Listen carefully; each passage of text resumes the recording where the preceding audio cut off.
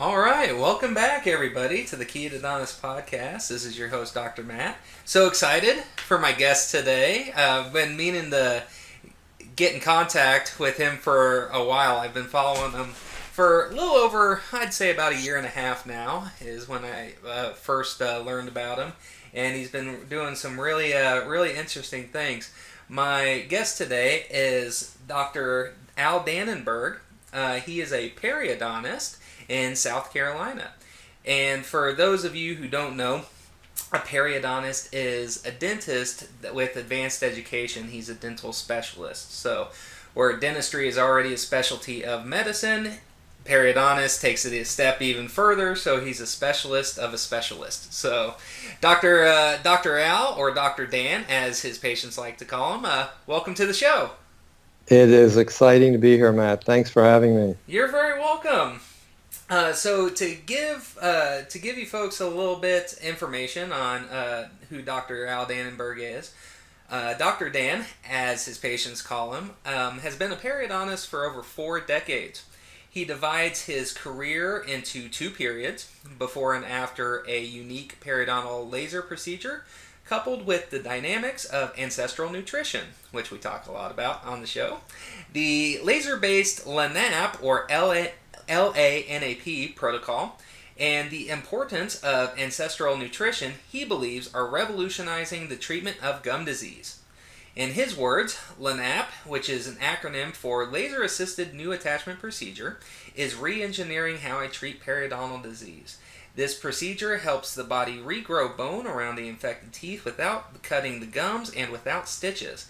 And the fact that ancestral nutrition is the basis for total body health is mind-boggling. He has written a book titled Crazy Good Living, published by Electra Press on July 19, 2017. It is based on ancestral nutrition and lifestyle.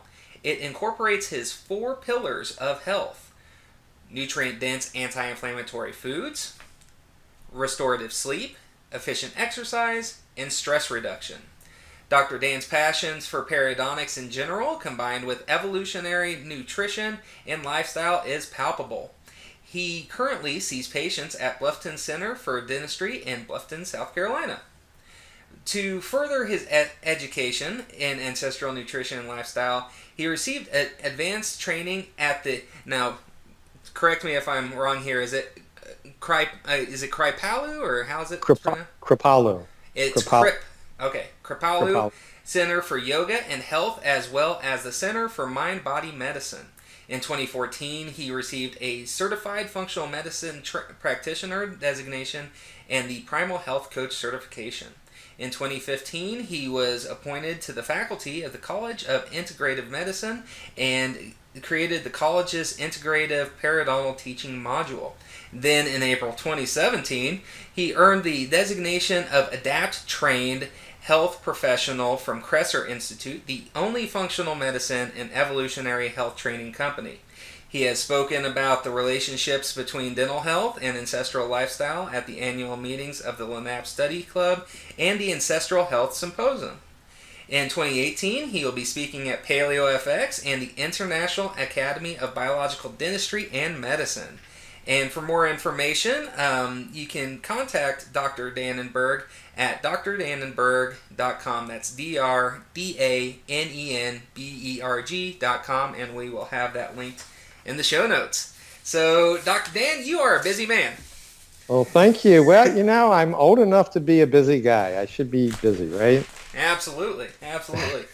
Well, like I said, I'm so excited to have you, mainly because my two passions are dentistry and this ancestral health, and to link up with other dental professionals, especially one as knowledgeable and experienced as yourself, it's just a real treat for me. Thank you. So to kind of get started for my listeners, tell my listeners a little bit about what a periodontist is. Obviously, I know, but tell my listeners a little bit more about what a periodontist is. Sure. So basically, like you said, Matt, I'm a dentist and took a few years after dental school in a graduate program that specializes in the diseases around the roots of the teeth that incorporate the jawbone.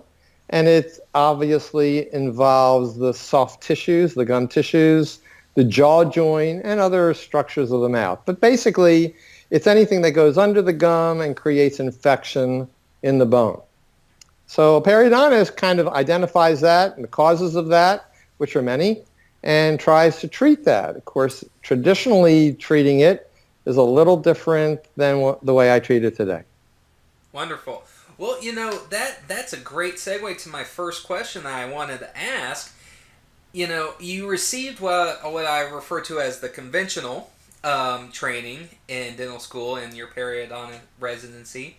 Describe your viewpoint that you had on nutrition and hygiene and the etiology of periodontal disease before, when you first started this in the first part of your career, and how that's evolved to where you're at now.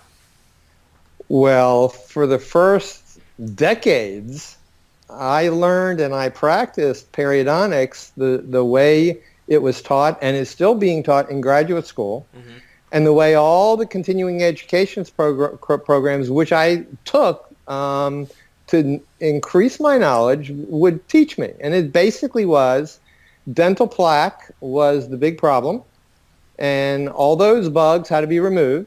Yeah. So you had to brush them off and floss them off and kill them off. Yeah. And if you still had gum disease, then you weren't brushing or flossing correctly, or you weren't killing the bugs correctly, and you had to continue to do it in different ways. Right. Nutrition, my goodness, I remember maybe a lecture in graduate school that maybe took 2 to 3 hours that explained what vitamin C and maybe vitamin D was and maybe a few of the others, and that was it. There was no biological significance. Yep. And that was it. And all the continuing education courses that I took, thinking that they were keeping me up to date, never touched about nutrition. You cannot find nutrition courses in dentistry in mainstream dentistry or medicine. It's just not there. Now, a little bit is coming about. Actually, I wrote a continuing education for dentists that may take hold at some point, but it's just not there. And I don't understand why, because the science is there. That's the interesting thing. And you know this, Matt. The science is there, but it may take 15 more years for it to get to the clinical practitioner. Yep. And the clinical practitioner may not be interested in it for a variety of reasons, and it just gets lost in the databases of the internet, which is really sad. No, you're absolutely right, and that's one of the things that has really opened my eyes, is really that this isn't necessarily, it used to be kind of considered fringe or woo, like some people like to call it. But sure. when you actually dive into it, how long it's been studied and how well it's been studied, we still have more to go. But the not just correlation, but they're finding causal links, but people just aren't talking about it. Yes, they are, but some of the causal links are misdirected also. Yeah. I think that there is a continuum of disease, and we can get into it in more detail if you want, but I think there's a continuum of disease that does not start in the mouth. Yeah. But once it gets to the mouth, it can be pervasive and invasive in the systemic bloodstream, and then it may look like the disease under the gum tissue is causing other chronic diseases, especially cardiovascular disease, rheumatoid arthritis, and a whole bunch of other things. And that's true, but it's not the beginning of the disease process, in my opinion. And I wrote a paper that I think is probably going to be published in Wellbeing Journal. I write quite a bit for them, and it may be published sometime next year, and it's called The Big Bang Theory of Chronic Disease. It's a little catchy. But the interesting thing is, and the science is there, I believe, that shows the gut is probably the initiating source of the damage. I see. Now, whatever is happening in the gut is up to discussion.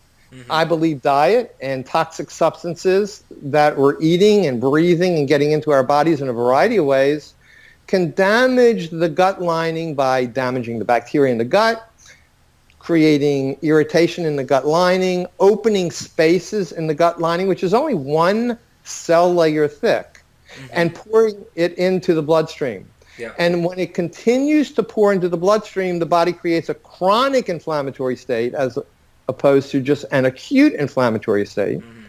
And then it becomes more pervasive. And then the gum tissues are affected. Their cells are affected because of the compromised immune system. Actually, there are scientific studies that show when the changes in the bacteria of the gut become unhealthy, they change the bacteria in the mouth to become unhealthy. Wow. And then a vicious cycle starts. We're eating junky food that's feeding the bad bacteria in the gut, creating holes in the gut lining. And it's interesting, the gut lining repairs itself every 2 to 3 days. So if you ate junk, but we didn't eat junk thereafter, the body would heal itself. I see. But if you eat junk every day for every meal and every snack, which we do as a standard American diet, and we're constantly perforating this lining of the gut, new cells are being created, we're damaging them, new cells are being created, we're damaging them, the immune system starts to react in a way that becomes chronic, and then it becomes a problem. So we're eating bad foods that are feeding bad bacteria in the gut, leaking into the bloodstream through the gut. And the bad foods, now that the bacteria in the mouth have become unhealthy or unbalanced, those bad foods start to feed these bacteria in the mouth that they never would really affect because the bacteria were not overgrown. And then it's a vicious cycle. So the mouth is a problem, the gut is a problem. And then any other source of chronic or acute infection could still be another problem. And then if you only treat the mouth, in my opinion, and you don't recognize the gut, so dentists are treating the mouth, they don't even know what's going on in the gut. And then functional medicine doctors are treating the gut, they have no idea what's going on in the mouth. They really don't know. And then either one that's getting treated, the other one is still a nidus of infection-created problems. So if the medical doctors and the dentists say cardiovascular disease risk needs to be lowered, we need to treat your gum disease, I totally agree with that. But if they don't identify the disease in the gut, there is still an chronic inflammatory result in the gut creating other damage to the cardiovascular system, not in addition to the gum disease. So you have to treat both. So that's a long answer to your question. No, that's great. But I believe that that's the case. And I think that the beauty is if functional medicine and traditional medicine gets together with physicians and dentists that understand the way they've been conventionally trained and bring together both modalities, we can treat the disease in extremely healthier ways, and we can prevent most chronic diseases if we understand what's causing the problems in the gut. Gotcha. So as a little bit of homework assignment for myself here, with those studies that suggest this and where you learn that from, are those resources by chance linked on your website, or where can people go if they're interested in it? Sure. So actually, I write quite a number of blogs, and everything that I write on my website is substantiated with links to PubMed research. PubMed is this universal conglomerate of all medical research published all over the world that is available to anybody and everybody for free. At least the abstracts are free. Most articles are free, but not all. But all the abstracts are free, and they're all available as far back as whenever they were published. So the source of information is readily available. You just have to understand how to search it, and then you'll find articles based on your questions that you're asking for the search engine. So yes, if anybody wanted to contact me and get any specific articles, I would be more than happy to send them. But my blogs will actually link to different articles. And we can talk about some of those articles today if you want. That's awesome. Well, one of my one of my questions that I had planned for you was what you linked to it a little bit there when you talked about, was it the disease cascade? Is that what you called it? The Like a continuum of disease. continuum of disease. So That's right. I'm believing that something starts like a Mm-hmm. Big Bang Theory. There Mm-hmm. is a spark that ignites everything, and then it shoots out into the body like a starburst, Mm-hmm. going in all kinds of directions, and it affects different parts of the body based on the genetic predispositions to different areas of the body. So if you are predisposed genetically to cardiovascular disease, you'll get it. If Uh, you're predisposed to rheumatoid arthritis, you'll get it. If you're predisposed to MS, you'll get it. If you're see. predisposed to psoriasis, you'll get it. So weak genetic structures will be those that are going to be affected by chronic inflammation first, Gotcha. and then other areas will start to break down. And I believe that's the progression of chronic disease today in all the societies today that you can name. Well, that's fascinating because in my head, it all leads back to inflammation in my Yes. head, and Yes. so it seems like that's kind of in correlation with what you're saying as far as this kind of Big Bang theory of disease, and with that, how then tell my listeners a little bit more about with what's exactly we can't say exactly, but what do you think is causing this, and how's that related? What can we control through that? Is it diet related, lifestyle related? It's ties to oral and total body health. Tell me a little bit more about what is in our locus of control, because I'm a believer that and it's been said many times, not just by me, but it's kind of that saying, genetics loads the gun, but lifestyle pulls the trigger. And so what do we have in our locus of control? What should we be focusing on then? Well, I agree. Genetics are important, maybe 10% or so, but 80 to 90% is controlled by lifestyle and diet, and that's basically called epigenetics. Mm-hmm. And we have things at our disposal that we're not completely familiar with, but if you start to think about it and then you do a little research, you'll see the effects. For example, nutrient-dense diet. Critical. These are the nutrients that your body needs. If you don't get the right fuel, the body doesn't run. I mean, if you have an expensive car like a Lamborghini and you're going to put junk fuel in it, it's going to kind of sputter as it tries to drive down the road. Right. Or any machine, if you're not giving it the proper gasoline or oil that is needed to operate properly. So we don't do that in our bodies. We eat junk food all the time, and we just expect to stay healthy. Our machine, this body is the only machine that we have for the rest of our lives. Right. We should take care of it at least as good as the car that we're going to replace in 7 or 8 years. Our body is not going to be replaced. So we should be doing everything we can that is not harmful to us or not extremely difficult for us to do to stay functioning ideally. Now, in my life, I didn't do that. We can talk about my life and how I made some changes. But if you start to make changes, even when you're not young, when you're old, after you've had problems, those changes will give you a good effect. So basically, good nutrition. And we can talk about the nutrition, but we need to have the nutrients that we need to have.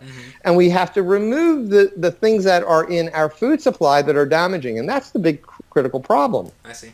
Because we have foods that our bodies never evolved to digest that we're constantly eating that are damaging the gut. We have chemicals that are sprayed on foods that have residual effects that are toxic to the body. We have other elements that are sprayed on foods to kill weeds, for example, that supposedly break down in the soil, but they don't.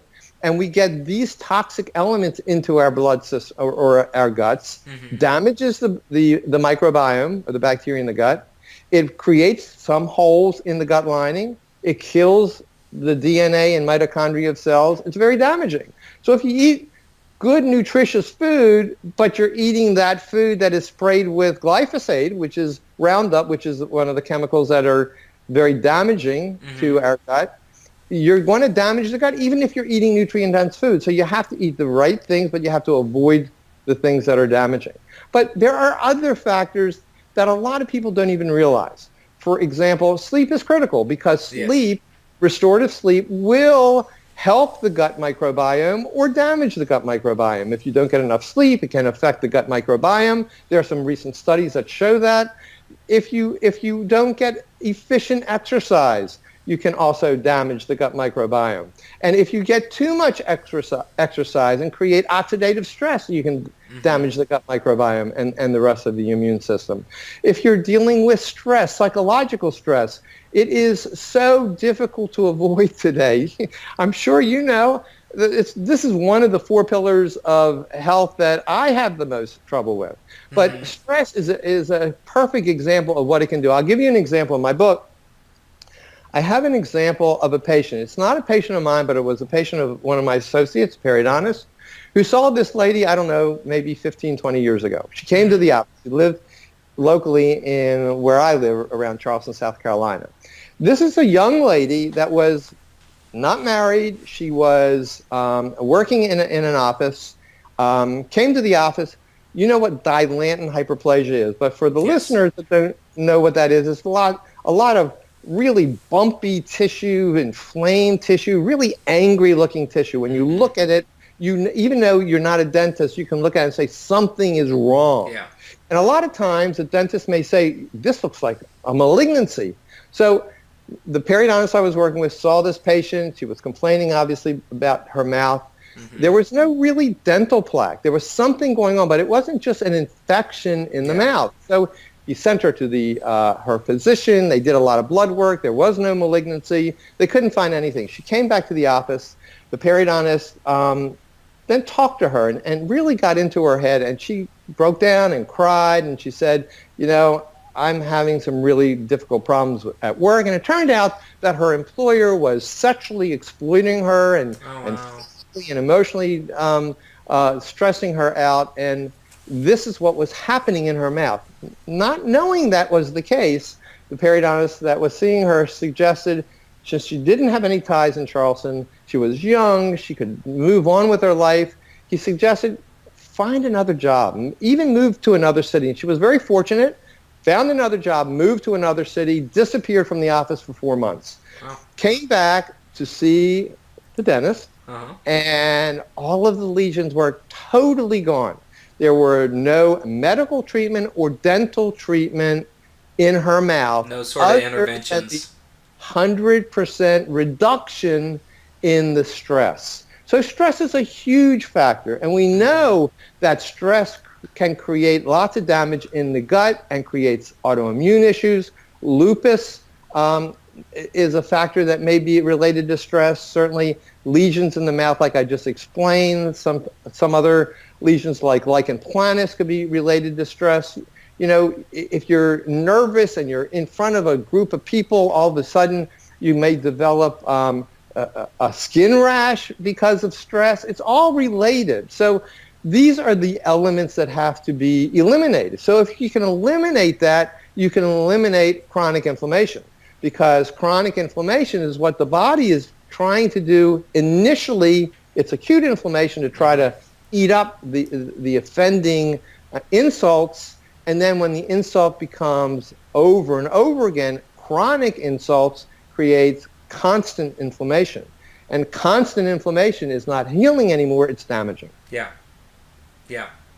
Well, that's absolutely fascinating. When you're talking about that, when you were talking about that, it makes me wonder, and I'd like for you to kind of talk to this about to my listeners about this a little bit.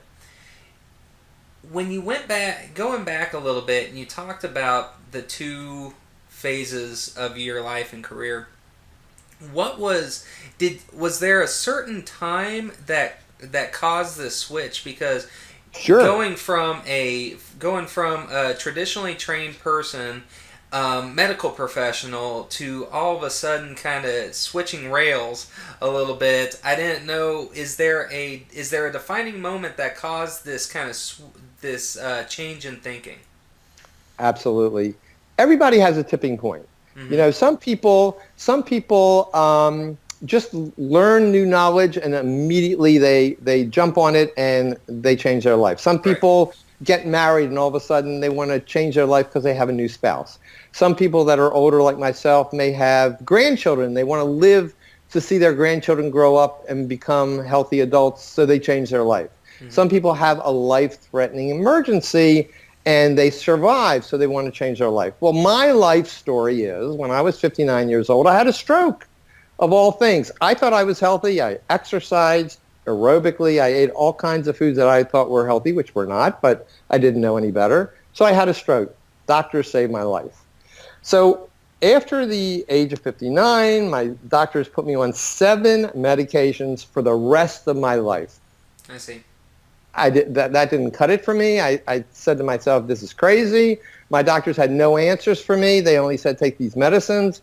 So I started to pursue information from the standard organizations that you would think could help, like the American Heart Association, the American Diabetic Association. Yep. So I went to these organizations. I understood their lifestyle and diet, and I did all these things for the next 6-7 years.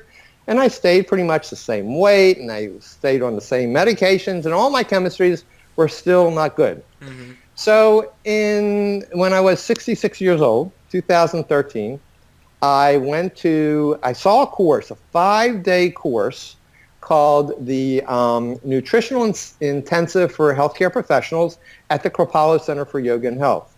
So I thought this was going to just put all this information together, and I was now going to really coalesce this knowledge, and I would be golden. Uh-huh. So I went to the course, and the course started off discussing ancestral nutrition. I didn't even know the term. How could I even not know this term? I'm in the medical profession, right? I didn't even know the term. I learned about ancestral nutrition. I learned about a guy named Weston A. Price that I never even heard about, but he was a dentist. And so I'm learning all this information. 5 days go by. I call my wife and I say, I'm learning some new stuff, Sue. I'm going to come home. We're going to make some changes. Oh, boy. So I got home. How was that received? It was not received well. So we bumped heads, and she said, okay, I will give you 30 days. Mm-hmm. So basically, it was kind of a paleo-ish type diet. Okay. I removed all the offending foods in my pantry, my refrigerator, my freezer, took them to the food bank. We had 7 bags of food. And we started buying organic food and all kinds of healthy stuff. And then I just began this new lifestyle. And that's when I learned what I learned today. And that was in 2013. Now, I am beginning the fifth year of my re-energized life. Mm-hmm. And it's amazing. I am healthier today than I've ever been. I've lost 30 to 35 pounds in the last 4 years or so. Not because I'm trying to be on a diet, but when you eat healthy, your hormones balance, and all of a sudden the excess weight goes away. Mm-hmm. My blood chemistries are significantly better. I'm on 2 medications rather than 7, and I'm weaning off those. And it's not because my doctors told me how to do this, because they didn't know. Yeah. So I'm thinking, if this is good for me, and I've changed my life at the age I changed it, I started when I was 66, I'm 70 years old now, this has to be good for my patients. Yeah. So I started to incorporate the concepts, and I learned how these concepts of healthy diet and lifestyle affected the mouth, which is what I do, like you do.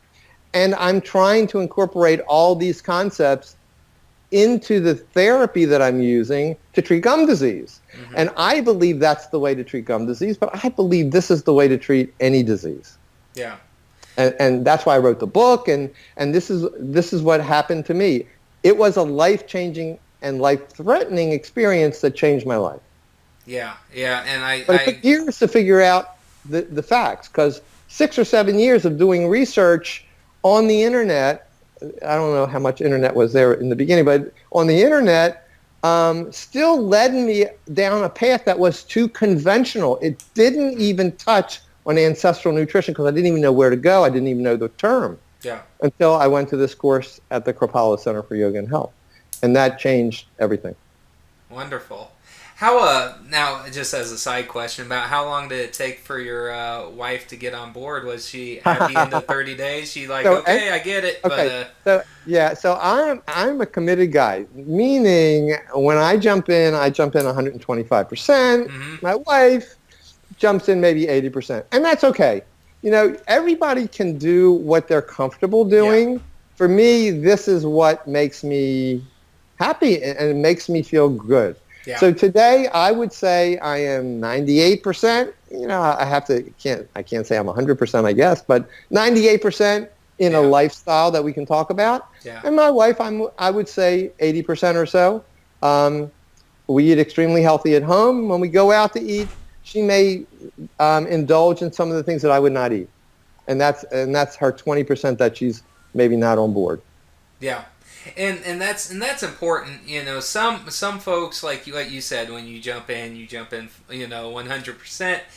Not everybody has to be like that. We don't have to be dogmatic, because even, you know, I know a lot of the leaders in ancestral health, you being one of them, you know, that nobody that I know of is 100%. Like, everybody has like you can't be, because you're living in an environment that's not 100%.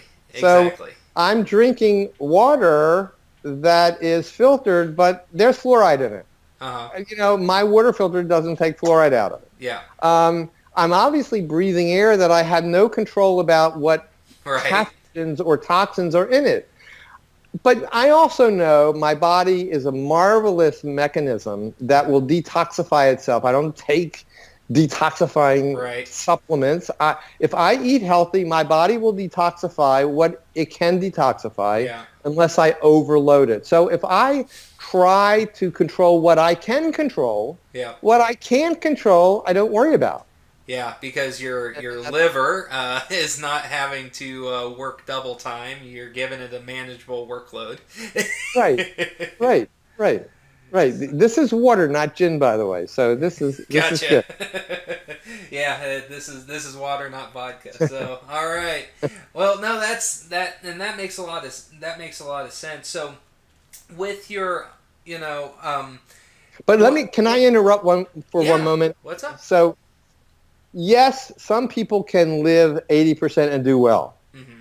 But there are people that need to be close to 100% because their systems are so damaged, that their immune system is so damaged, that their antibodies are so inflamed or activated that one bagel will activate antibodies that will last 3 to 6 months in their bloodstream from one bagel. Yeah. So you got to be very aware of your condition and how you are and how you feel. And the other problem is what you eat today doesn't make you sick tomorrow, sadly enough. Yeah. Because I was eating junk food when I was a teenager, and I was pretty healthy until 20 or 30 years, as a 20 or 30 year old.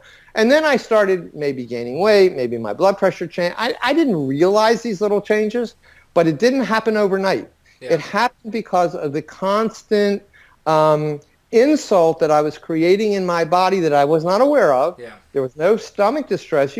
You can have lots of gut dysbiosis with no stomach distress. It's just in the systemic bloodstream that's affecting other organs slowly. And by the time the organs start to break down and manifest into a disease, it could be years or decades of abuse. Yeah. So there are people that need to be much, much more strict, especially if they've had a life-threatening involvement like I did. Yeah. And they are older like I am, because it takes a lot of years to repair a damaged body. Mm-hmm. So you have to be proactive and do what you feel like you want to do for yourself. Yeah. Quality of life is everything. And that reminds me of two things. what you were saying, this takes decades. I was interviewing Amy Berger of To It Nutrition, and she focuses on Alzheimer's, and we were talking about the same exact thing, that Alzheimer's, you don't just get Alzheimer's one day. This is right. Stuff that's starting in our 20s and 30s and over decades that eventually lead to the unfortunate right. condition of Alzheimer's. And then going back to what you were saying about a person's genetic or physiological damage that's happened and necessitating the need for more strict adherence. Also, I think psychologically that some people have that psychological leniency that they can get away with having a little bit more indulgence without going overboard, where some people, abstinence is the key for them. Me, myself, I'm not one of those that can just have a cookie and be done. Like, if I let myself have the cookie, I'm sure. eating the rest of the bag. Sure. And so, because I have that kind of that physiological craving that happens after I expose myself to it, and then also psychologically. And so, I also agree that some folks, and it goes back to the old, I think it is Epictetus, know thyself type thing. Like, we need to have a good sense of how we work. Like, some people, if they eat that bagel, like you said, they're going to be wrecked for a long time. And then some people also, they know that psychologically, whether it's addictive behaviors or whatever in the past, that they need to just abstain from that, or else they're going to go off the rails. Correct, but also you can overstress trying to be too healthy. Oh yeah, and that stress affects your body. So you have to find a happy medium. Right. For me, I want to be as healthy as I can for as long as I can live a quality life. Yeah. The numbers don't matter. I don't care how old I ever get. I just want to have a quality life and drop dead, like Mark Sisson. Yeah, live long and drop dead. Yeah. Mm-hmm. So I want to be able to do all the functional things I want to do. Yeah. If I want to walk outside or jog or whatever activity I want to do, if I want to do pull-ups, I want to still be able to do them. Yeah. So that I have this quality that I'm defining for my life until I can't do anything anymore and I'm dead. But I certainly don't want to do what I see all my contemporaries doing, sadly enough. Again, I'm 70 years old. Most of my contemporaries are pretty sick. Yeah. Most of my contemporaries in medicine and dentistry and any other areas of endeavor, professional endeavor or whatever, they are unhealthy. They're on lots of medicines. They can't move very well. You can see degenerative diseases in most of these people. That's not the quality of life I want. Exactly. Now, I cannot guarantee this is the way I'm going to be, or anybody else. I can't tell a patient, if you do what I'm telling you, you will be guaranteed to have a quality life. But I do know that if you do the things that I suggest, which are not bizarre, it's just what your genetic makeup wants, then you have the potential to be as healthy as you can be for as long as your body is going to function for you. It's a beautiful thing for me. Absolutely, and that's my biggest thing is with my focus on health. It's not to have the body of a Greek god or something like that. I want longevity, because I had my grandparents. My grandfather died of a heart attack right in front of everybody. We were celebrating his 65th birthday.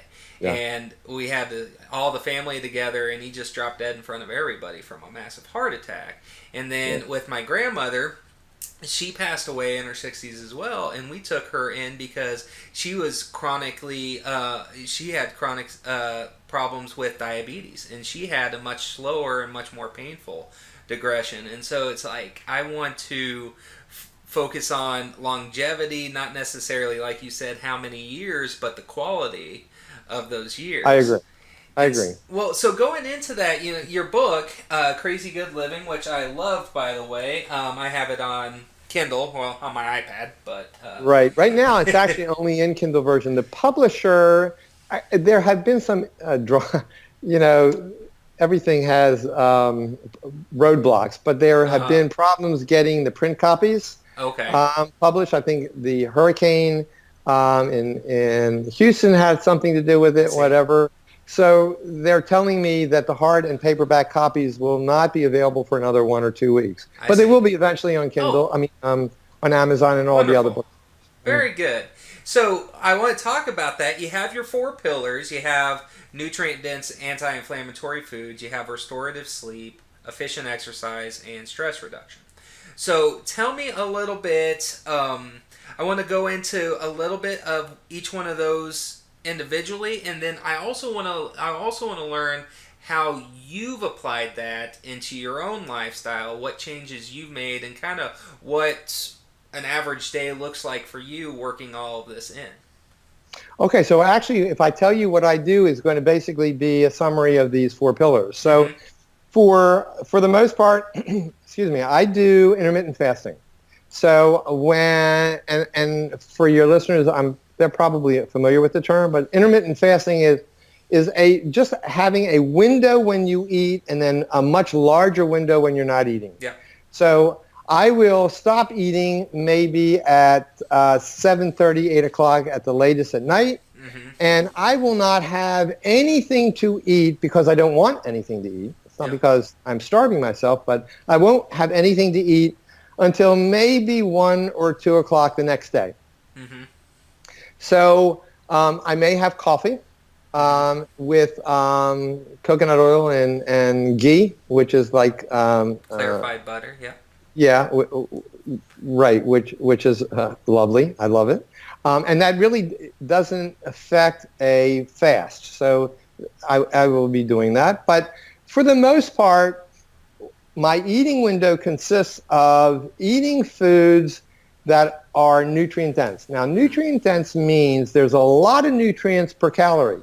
So I get lots and lots of nutrients, but not a lot of calories. Yeah. If I were to eat potatoes and beans, I would get maybe nutrients, but a lot of calories and maybe a lot of chemicals that could be irritating my stomach. Mm-hmm. So I can eat, and what I eat would be a variety of grass-fed animal products Mm-hmm. and their organ meats and all their natural and healthy saturated fats. Yeah.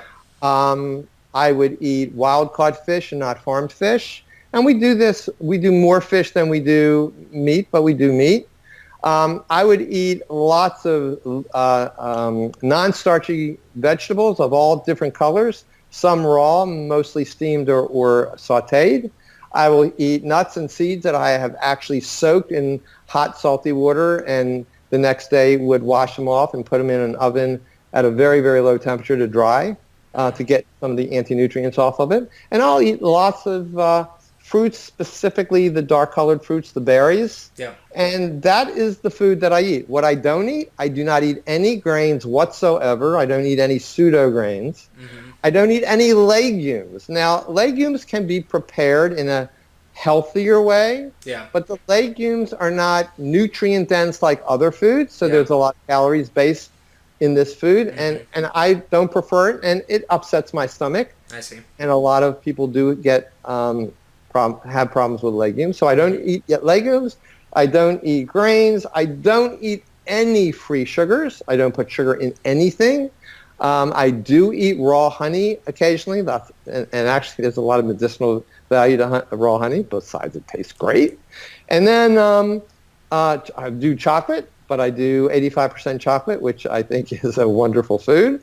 And what else I don't eat any processed seed oils. So the seed oils like canola oil and safflower oil and soybean oil and all those oils that are polyunsaturated, but they become rancid quickly. They have lots of free radicals. They damage the cell membranes of cells. There are no beneficial effects to these processed seed oils in the body. I certainly eat lots of sardines, salmon. I'm getting lots of omega-3 fatty acids from these. I do not take supplements.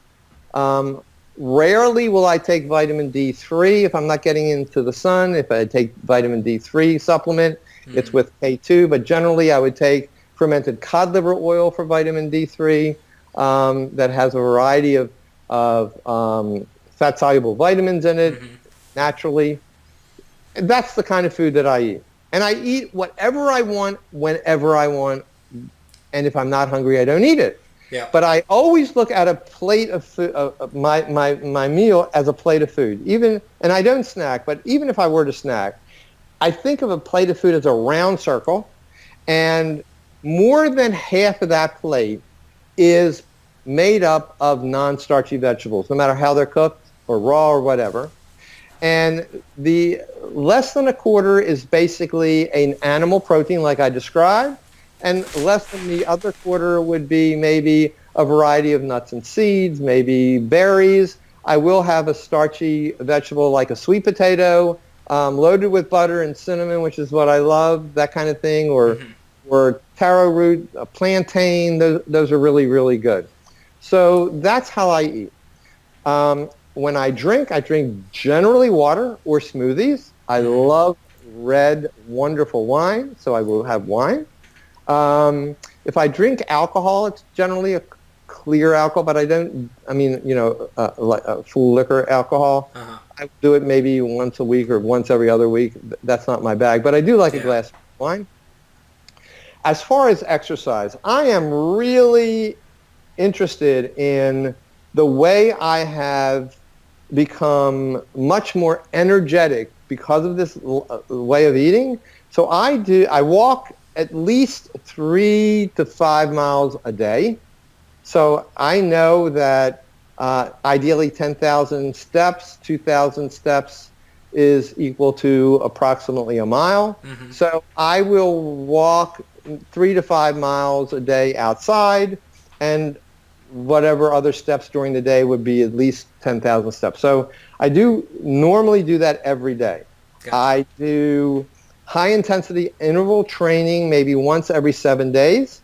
I used to use a Nordic track, which is kind of a cross-country skier. You can recumbent bike or something and really exercise so much that you're totally out of breath for maybe 20 seconds or 25 seconds, and then rest for a minute and a half. And that's one cycle. And then I would do maybe 3 or 4 cycles, and that would be the exercise program until another 7 or 10 days. So allow my body to recoup. That's very, very beneficial for a variety of reasons, especially mitochondrial growth. I would do an aerobic type exercise. I used to use a trike, which is kind of a gadget that you can ride outside. It's almost like 2 skateboards that are attached in the front with a handlebar, and you swish your hips back and forth, and you can go maybe 5 to 7 miles an hour, and you kind of doodle around the neighborhood. It's fun. I do that, and it's exercise. I do strength training, body weight strength training, maybe once or twice a week. I do what Mark Sisson recommends, the 4 basic... the 4 primal movements, So the 4 primal movements. So I do squats, I do pull-ups, I do push-ups, and planks. And that I will do maybe once or twice a week. And that's my exercise program. Wonderful. Sleep, I go to bed maybe 9:30, generally, no later than 9:30 or 10 o'clock at night. I'll get up maybe 5 or so in the morning. I'll get 7 to 8 hours of sleep every night. It's pretty restful sleep. I have no problem. I don't eat before I go to bed. My meal is maybe at the latest 10 o'clock or 7:30, so it's a couple hours. I understand that some people that have problems with sleeping and they wake up in the middle of the night is because their glucose levels are not good, and their cortisol levels kind of get stimulated and it wakes them up. So I haven't done this myself, but I've recommended it to some patients. You can have maybe like a sweet potato a half hour before bed with some butter and whatever you want on it, maybe cinnamon. And that is not a high glycemic food. It'll give you the proper glucose at night, and it might help you sleep. So that's one of the things that I have heard about, but I haven't tried it myself. Gotcha. Now, stress reduction, that's the hardest thing to deal with. Me too. I've done yoga, which I like. I do meditation, which is very easy for me. Total body relaxation, where you tighten up a muscle and relax it while you're laying in bed and go through different muscle groups in your body, is extremely relaxing. Deep breathing is relaxing. There are a number of hints and tips that I have in my book that help you to settle your nerves maybe. But the problem is the external environment and how you interpret that external environment is how you deal with stress. So that's a big issue and a big problem for most people. And there are people that can help you with that, but that's a very important factor or pillar that has to be controlled. Yeah. So, with your book, what I like about it is that it's not it's not a diet book. Right. It's more of a encompassing lifestyle type program. But what I found interesting was your information in it about nutrition and how it truly plays with oral health and everything, and how it can affect the bacterial load of the mouth, not just the load but the makeup and the imbalance that can lead to disease. Tell me a little bit about, in your practice, how do you what's your practice set up like now? Like, how much of your time is like surgical? How much of it, as far as hands-on treating patient, how much of it is more consultative and coaching? And how did you start that? Because the reason why I do have quite a few dentists that actually listen to this, and the reason why I want to talk about this is because as dental professionals, especially general dentists, who have a full recall schedule, we're seeing everybody ideally every 6 months to a year, and we're constantly having that contact. And then periodontists, periodontal offices often have their own recall systems and everything, so they're getting multiple exposures to patients. So they are in a unique position to consult with and coach and kind of follow up with. So tell me a little bit about that and how that works in your practice.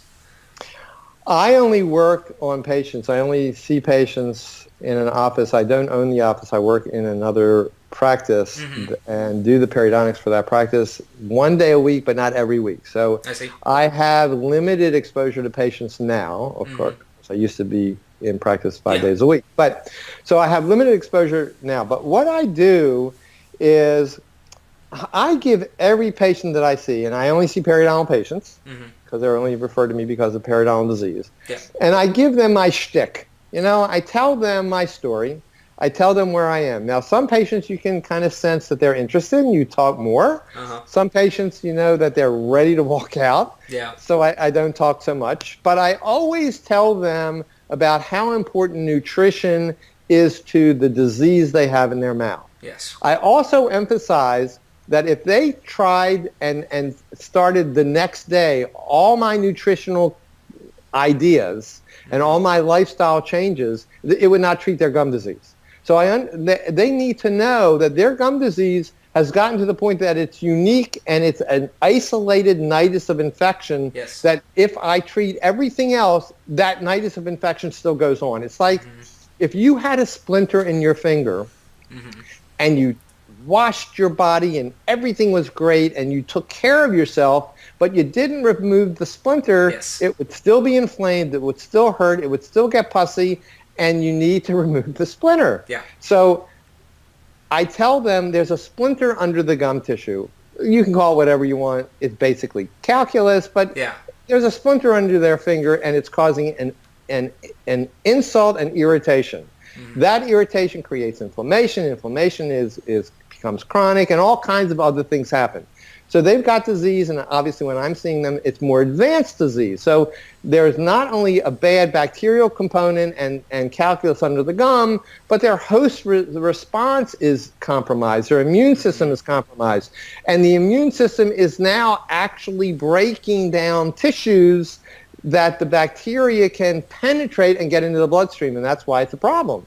So we need to treat that infection. So we talk about treating the infection, but I let them know that once we get this under control, or while we're getting it under control, you need, as Mr. or Mrs. Patient, you need to think in terms of, do you want to be proactive to prevent this disease from coming back?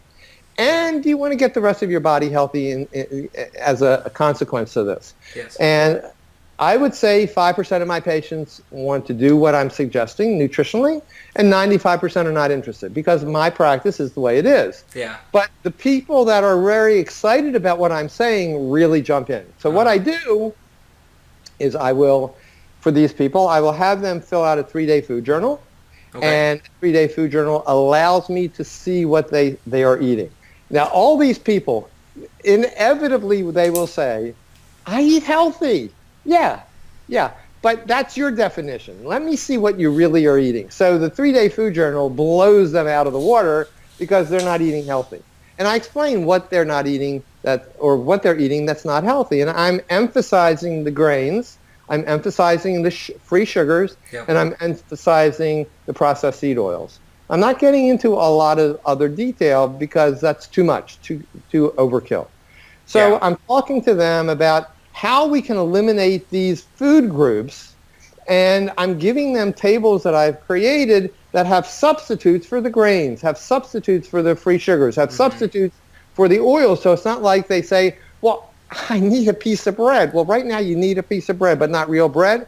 Let me give you a type of bread that you can get at Earth Fare or Whole Foods or whatever, or online on Amazon, that is at least a healthy gluten-free bread.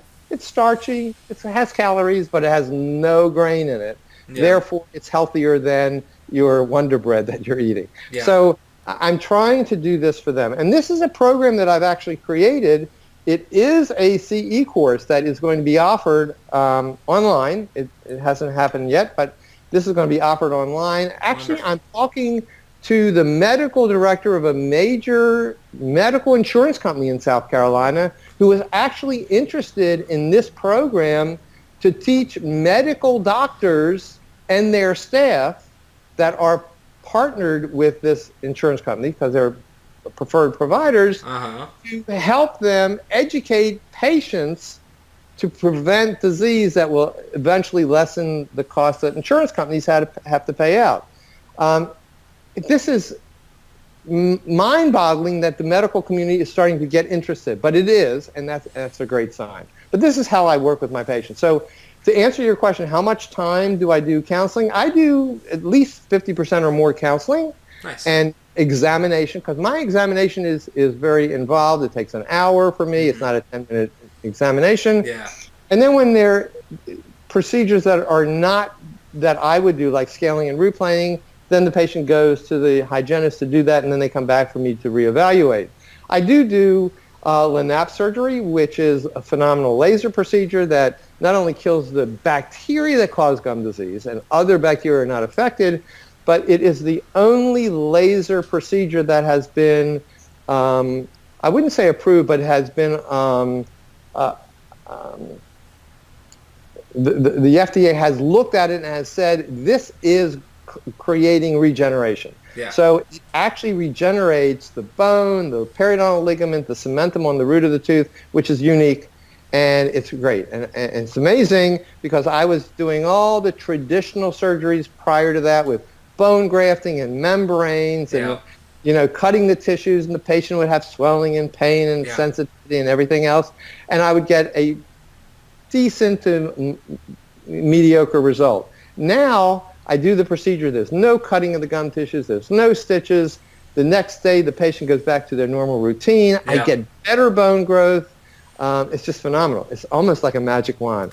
It is. The before and afters I've seen of that, and luckily I'm out here in very rural Kansas, and so luckily now I have a couple periodontists near me that within the last couple of years have jumped onto LANAP, and so I feel much better about sending my patients there if we need to collaborate some care, because it's a fantastic procedure, and if you incorporate that to treat the active advanced gum disease, and of course you have to control the bite and everything else. That's part of the protocol. Yeah, and then help the patient understand nutrition is what's really caused the problem. And if we can address the nutrition and some of the sciences, and I do want to mention two studies that are phenomenal. the science is just current and very, very to the point, that will change their health of the mouth, and it will change the rest of their body. Do we have time for 2 studies? Absolutely. Can I talk to you about? So in 2009, Dr. Baumgartner did a study or reported on a study. There were 10 individuals in some area in Switzerland that were part of this study, and they were in a very rural area, and these people had to live for 30 days off the land, and they only had the kind of foods that were endemic to the area about 5,700 years ago. They were given some basic foods, but there was no processed foods whatsoever. They had to hunt, they had to gather their foods, and they had to prepare their foods in a very primitive way. Okay. So at the beginning of the study, the researchers took cultures of the bacteria on their tongue, around the dental plaque. They did periodontal probing to measure spaces as well as bleeding points. Mm-hmm. Those 10 people, and it's a small group, but those 10 people could not brush or floss for 30 days. Okay. Now, the study was designed to determine how much gum infection would occur if they could not brush or floss. That's the goal of the study. Mm-hmm. So at the end of 30 days, gobs and gobs of plaque, obviously. Yeah. They took cultures of the plaque, and it turned out that there were not virulent strains of bacteria that were overgrowing. They took periodontal pocket measurements, and the pockets decreased. Wow. And the bleeding points decreased significantly for all 10. All 10. They were amazed because they wanted to prove that if you didn't brush or floss, you'd have lots of gum disease, and it didn't happen. Yeah. And the reason is that they didn't eat processed foods. Yeah. Fast forward another 7 years, 2000 or whatever, 2000, I think, in 16, Dr. Wolber in Germany did a better controlled study like it. He took 15 people. These 15 people all had active gum disease, and they all ate a standard American diet, which is basically a high carb, high fat, an unhealthy high fat diet. So they had 5 people that were the control group and 10 people were the experimental group of these 15 people. All 15 people could brush, but they couldn't use any interdental cleaning. So they couldn't use little gum brushes between the teeth. They couldn't, soft picks. They couldn't floss, but they could brush. Mm-hmm. The 5 people that were the control group continued to eat their junky foods. The 10 people that were the experimental group had to eat a healthy diet that was basically a paleo/Mediterranean sort of diet. Okay. And they were controlled for that. They took, and that was a 4-week study, the researchers took measurements of the pockets, gingival inflammation index, and bleeding on probing index. Mm-hmm. At the end of 30 days, lots and lots of plaque, obviously, but all of the biomarkers of gum disease decreased in the experimental group, and they all increased in the control group. Fascinating. No interproximal cleaning. So the point is, which is a critical point, dental plaque is healthy until it's not. Until it's not. So dental plaque, that biofilm is part of the biological structure of the mouth. Mm-hmm. In dental plaque, there are literally research suggests maybe 700 to 1,500 different microbes in dental plaque. Mm-hmm. And this dental plaque actually maintains the pH balance around the tooth. Mm-hmm. It actually kills off other pathogenic bacteria that could overpower the area. And it also helps to remineralize the surface of the root of the tooth 24 hours a day, 7 days a week. So that is a significant function of dental plaque. Mm-hmm. And it functions well, even when it overgrows, if the diet is healthy. Yeah. When the diet is unhealthy and it's changing the gut microbiome and the oral microbiome, then unhealthy bacteria that are part of the dental plaque overgrow. And that's where disease starts. And once that disease starts and the bad foods are continuing to feed these bacteria in the mouth, that's the problem with dental plaque being unhealthy. I agree to clean off dental plaque, but I definitely do not agree using chemicals that are going to eliminate the formation of the pellicle in the root of the tooth, because that pellicle and the formation of dental plaque in a healthy diet environment is extremely beneficial to the mouth. As a matter of fact, today, most dentists and physicians recommend mouthwashes. They recommend mouthwashes that are antibacterial to kill bacteria. Well, guess what? They kill lots of bad bacteria, and they kill even more good bacteria. Yeah. One of the biological functions of the anaerobic bacteria on the top surface of the tongue in a healthy state is to take certain elements in the saliva that change nitrate to nitrite and eventually nitric oxide, which is critical for cardiovascular health, blood pressure. Yeah, vasodilation and all that. Right, and actually health of the gum tissue. If you use, and this study was reported a few years ago, which is fascinating too, if you use a antimicrobial mouthwash every day, I'm not saying you use it for a few days because you have an infection and stop, but you use it every day, you'll destroy this anaerobic bacteria that has a biological function, and it will not allow the nitrates to form nitrites that eventually go to nitric oxide, and it could decrease the nitric oxide in your systemic circulation by 25%. And there was an article that was just published 2 months ago from a medical practitioner who emphasized that if your patients have high blood pressure and you're not able to control that, make sure that they are not using an antimicrobial mouthwash or antimicrobial toothpaste or whatever, because you're eliminating the nitric oxide that would reduce the blood pressure. So we need to understand in dentistry, bacteria is actually our friend, just like our gut. It should not be dysbiotic, but it has to be healthy. You remember the days, maybe you don't remember the days, you're too young, but phase contrast microscopes when I was in dental school was the phase. And as a matter of fact, unfortunately, a lot of biological dentists are using phase contrast microscopes because if they see anything that's mobile, that's bacteria, they want to kill it. Well, that's not, first of all, you can't even see the bad bacteria in a phase contrast. But that concept is just not right. I see. The concept should be, yes, if you have overgrown unhealthy bacteria, you got to clean it off. Of course, you got to stop the disease. Yeah. But you don't want to use, in my opinion, xylitol, which eliminates the pellicle from forming on the root of the tooth. I see. Because the goal is not to have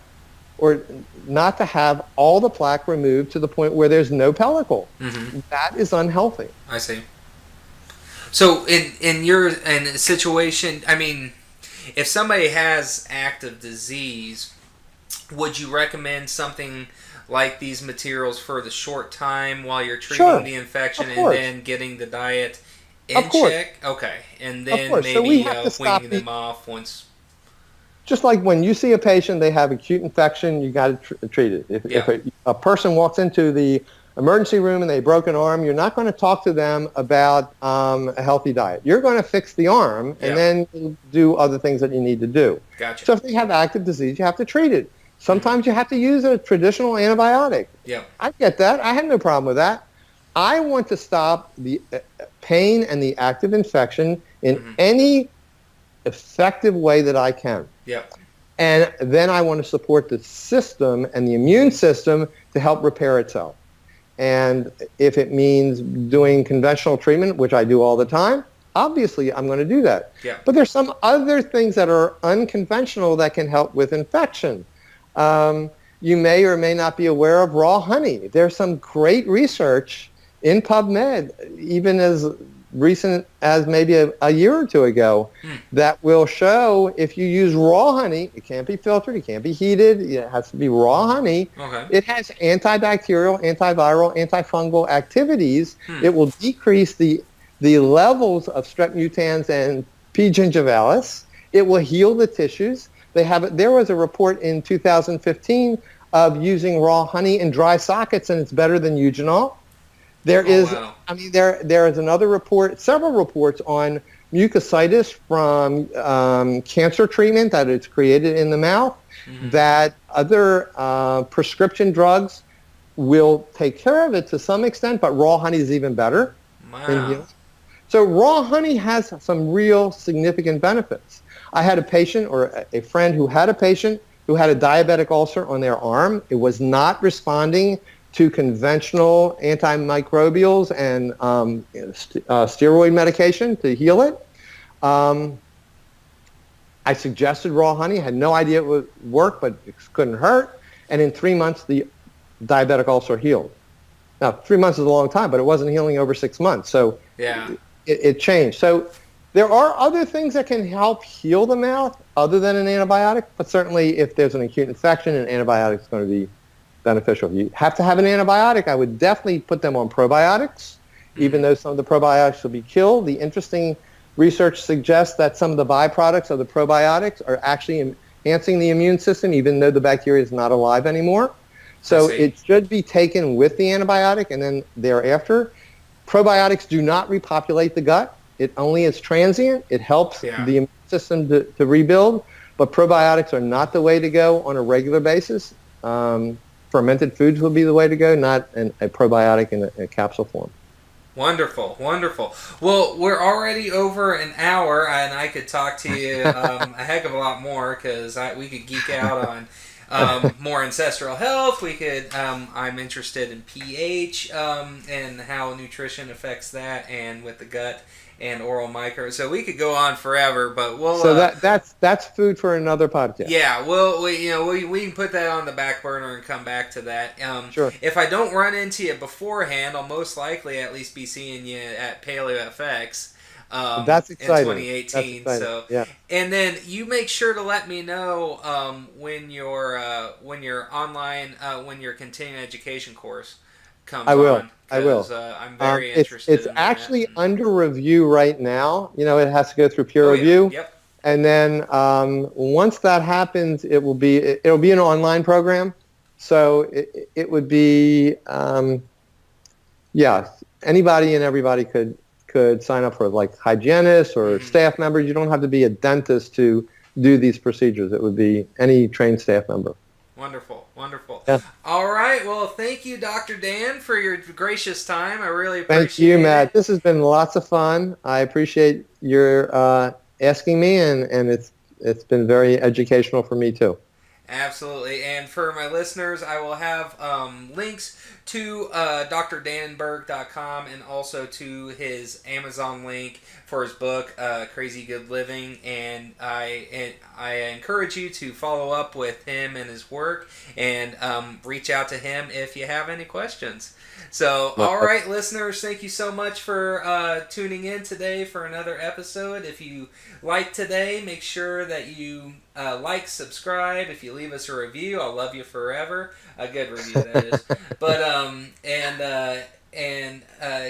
keep tuning in. I'm going to be next week going to be giving my thoughts on low carb KC. We have up in Kansas City this Friday is Low Carb KC, which I'll be going to and speaking to some folks there. So I'm going to record a episode of what I learned and maybe record some live interviews there. And so I'll be reporting back to you soon. Thanks again, Dr. Dan, for your time. I appreciate it. And thank you, listeners, for tuning in. Thanks. Thank you. It's a pleasure. This has been fun. I appreciate it, Matt. Yeah, that was good. That was good. Terrific. That was a good time. It's amazing how quick an hour went. That was just actually, it was more than an hour. My goodness, it's 4:30 already. Yeah. So when do you air this, or when would it be on YouTube, or would you send me a link? Yeah, I'll let you know because I'll have all the links to I'll have all the links to iTunes, Stitcher, Google Play. And then the webcast, the podcast homepage. I'll have all that and links that I'll send to you. More than likely, it'll air this coming Monday. Oh, great. It depends. I have tomorrow. I have our annual district our ADA district meeting, and I'm president there, so have to oversee that, and then drive up to Kansas City, and I have that, like I said, going to low carb KC on Friday, and then I have to go down. I'm an associate instructor for an orthodontics course down in Tulsa. And Boy, so boy, look at you. And so we'll see if I get enough time to edit now and then. It might be the following Monday, but I'll let you know, and I'll give you links and everything. Yeah, certainly it's not a problem. Did the video look good to you? Yeah, it looks great. Everything goes through? I mean, it didn't black out or anything? No, I think it synced up well, so should be good. Perfect. Thanks so much. If you need me for anything, you know how to get in touch with me. Thanks so much, Al. It's a pleasure. Take care, Matt. Be Take good. Care.